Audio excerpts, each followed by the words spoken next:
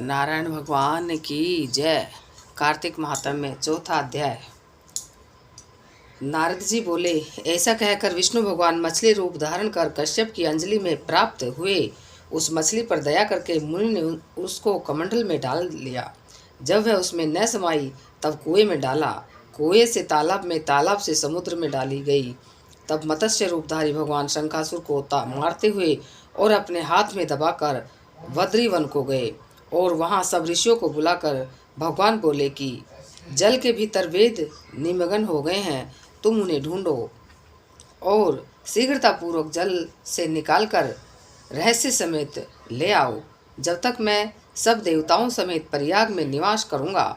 नारद जी बोले, तब तपोबली उन मुनियों ने बीज और यज्ञ मंत्रों सहित वेदों का उद्धार किया। उन ऋषियों में से जिसने जो निकाला वह भाग उसी ऋषि के नाम से प्रसिद्ध हुआ। पीछे सब मुनि मिलकर प्रयागराज को गए और प्राप्त हुए वेद ब्रह्म सहित विष्णु भगवान के अर्पण किए। संपूर्ण वेदों को पाकर ब्रह्मा जी ने प्रसन्न हो देव और ऋषियों सहित आश्वमेघ यज्ञ किया। यज्ञ के अंत में देवता गंधर्व यज्ञ पन्नग गुह्यज्ञ पृथ्वी पर दंडवत कर प्रार्थना करने लगे। देवता बोले, हे देवादिदेव, हमारी विज्ञप्ति स्मरण करो, यह हमारी प्रसन्नता का स्थान है, इसे तुम वरदान दो।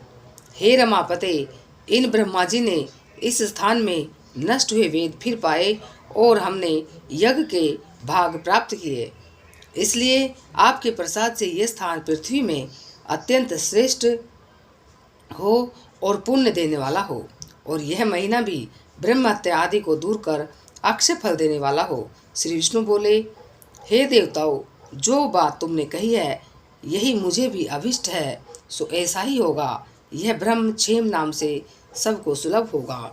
सूर्यवंशी राजा भागीरथ यहाँ गंगा जी को लाएंगे और इस जगह पर सूर्य की पुत्री यमुना जी का संगम होगा। जो पुरुष अपने पितृश्वरों को यहाँ श्राद्ध करेंगे उनके पितृगण मेरे स्वरूप को धारण करेंगे। मकर संक्रांति माघ मास में प्रातःकाल स्नान करने से उनके दर्शन मात्र से ही संपूर्ण पाप ऐसे नष्ट हो जाते हैं जैसे सूर्य से अंधेरे का नाश हो जाता है, और उनको मैं सालोक के समीप और सारूप्य इन तीनों प्रकार के मुक्ति क्रम से देता हूँ।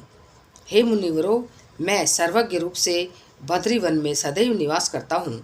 जो फल और स्थान 100 वर्ष से मिलता है वह तुमको वहाँ एक दिन में ही प्राप्त हो जाएगा।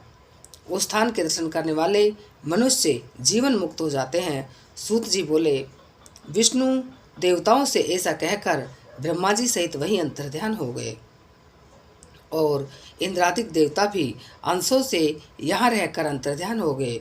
जो मनुष्य शुद्ध चित्त से इस पवित्र कथा को सुनते हैं उनके प्रयागराज और बद्रीवन में जाने का फल मिलता है, अर्थात उन्हें वह फल प्रयागराज और बद्रीवन में जाने का फल मिलता है।